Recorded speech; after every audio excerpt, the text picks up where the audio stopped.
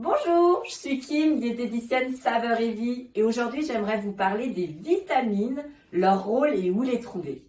En effet, les vitamines sont des substances indispensables à notre organisme, mais que l'on doit puiser dans notre alimentation car notre corps ne sait pas les synthétiser. Elles sont fragiles et c'est pourquoi leur durée de stockage et le mode de cuisson peuvent les abîmer.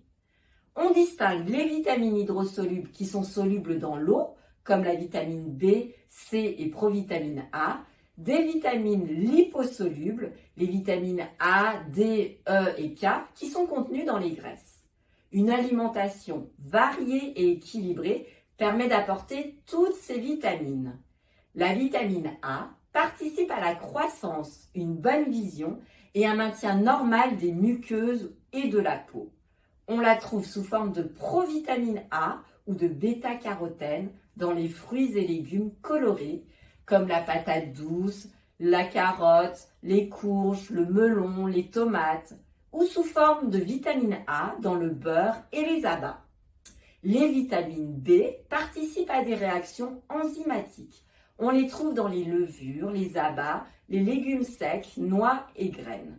La vitamine C est un excellent antioxydant. Elle défend contre les infections virales et bactériennes et favorise l'assimilation du fer. On la retrouve dans le persil, le cassis, la goyave et les fruits. La vitamine D participe à l'absorption du calcium et du phosphore.